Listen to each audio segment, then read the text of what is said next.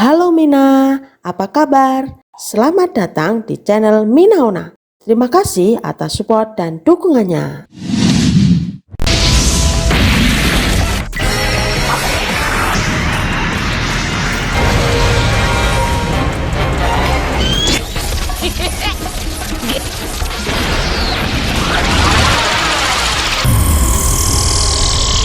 Hanagata, 登場だよい。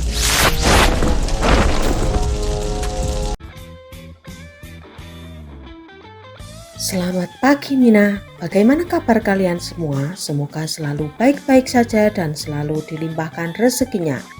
Sebelum kita mulai, ada baiknya kamu semua subscribe dan like ya, supaya Mina selalu semangat menghadirkan cerita-cerita yang merasuk jiwa.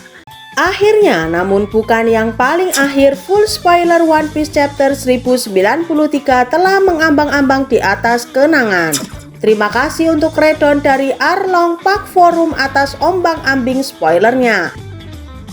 Dalam chapter kali ini kita mendapatkan judul Luffy versus Kizaru. Tentunya judul kali ini sangat merujuk kepada pertarungan Luffy melawan Kizaru, yang mana telah kita ketahui Luffy sudah berbuah ke dalam Gear 5-nya. Dan kita mendapatkan sebuah cover request dari Nakama di mana digambarkan beberapa Tarsius mencuri kacamata milik Koby dan Helmeppo. Yahoo Mina, lanjut kita masuk ke pembahasan full spoiler One Piece chapter 1093. Tanpa ghosting lagi, siapkan kopimu, mari kita arungi. Chapter dimulai dengan memperlihatkan pertarungan epik antara Luffy melawan Kizaru. Terlihat Kizaru diputar-putarkan oleh Luffy, namun sepertinya raut wajah Kizaru tidak berubah menjadi efek kartun. Ekspresi mukanya tidak berubah, Kizaru terlihat sangat tenang. Kemudian panel berpindah ke ruang kontrol. Di sana ada Vegapunk yang telah memutuskan untuk pergi ke arah bawah di bagian Fabirio Pass bersama Atlas dan Sanji. Mereka ingin menyelamatkan Bonnie dan mereka juga ingin merubah sistem perintah kepada Pacifista menggunakan chip otoritas pengontrol. Vegapunk sendiri menggunakan kendaraannya sendiri yang diberi nama dengan nama Vega Tank. Vegapunk menyebut Bonnie sebagai seorang anak kecil. Dia membicarakan seolah-olah Bonnie adalah anak kecil. Tampaknya usia Bonnie sebenarnya mungkin lebih muda dari yang kita kira selama ini. Sementara di sisi lain, Usopp, Nami, dan Edison mereka tetap berada dan tinggal di ruang kontrol. Sedangkan Jinbe mengemasi dan membawa semua barang milik Vegapunk ke belakang pulau. Dan di sini juga diperlihatkan kembali sebuah Franky Shogun, di mana Franky Shogun ini sedang dikendarai oleh Lilith untuk membawa kapal Sunny menuju ke tempat yang sama di mana Jinbe tuju. Dan ternyata Franky sendiri juga akan ikut turun ke area bawah menuju ke Fabirio Pass. Lalu panel langsung berpindah ke area Fabirio Pass. Di sini ada Jewelry Body yang sedang bertarung melawan para marinir angkatan laut. Di sini juga terlihat Sentomaru yang masih hidup dan bisa bangkit kembali. Sentomaru menyelamatkan Bonnie ketika Bonnie terjatuh menabrak perisai penghalang di Pulau Egghead. Mungkin karena sudah lelah juga, akhirnya Sentomaru kembali pingsan. Panel lagi-lagi berpindah. Ujuk-ujuk kita diperlihatkan pertarungan antara Zoro melawan Rob Lucci.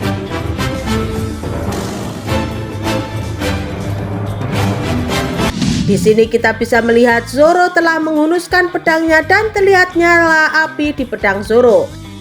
Sedangkan Rob Lucci berubah ke wujud awak keningnya. Kaku sendiri tidak dimunculkan di chapter kali ini.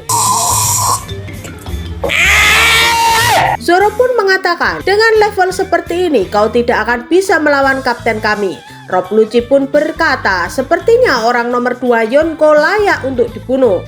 Dan panel kembali ke pertarungan Luffy melawan Kizaru. Luffy langsung melempar Kizaru ke lautan. Kizaru pun berkata, "Oh, aku akan jatuh ke laut." Namun di sini Kizaru mampu terbang kembali dan dia menciptakan beberapa kloningan cahaya dari dirinya sendiri.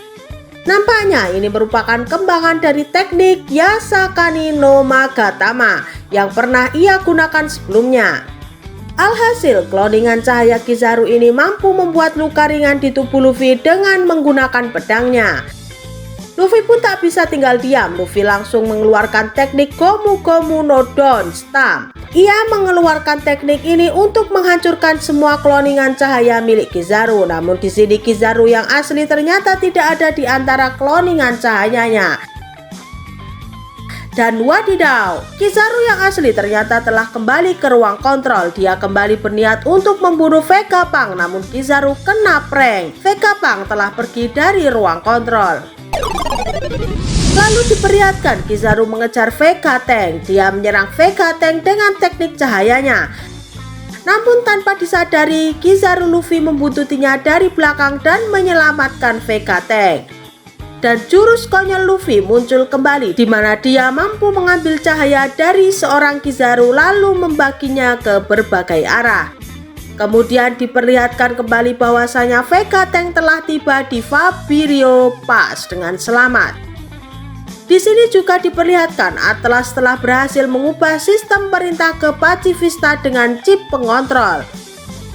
Di akhir chapter kita diperlihatkan pemandangan yang menakutkan, di mana akhirnya Saturnus diperlihatkan di chapter kali ini. Terlihat dia menatap dengan tajam dan mengancam.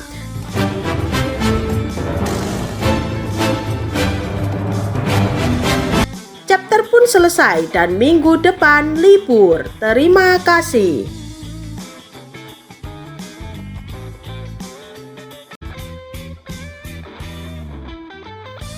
Oke, sampai di sini dulu ya Mina storytellingnya. Apabila ada sedikit noise atau kata-kata yang kurang berkenan, mohon dimaklumi dan dimaafkan. Terus dukung channel Mina Onna ini supaya bisa berkembang dan menyuguhkan kopi-kopi hangat untuk kalian semua. Teruslah subscribe dan nyalakan loncengnya. Salam Mina.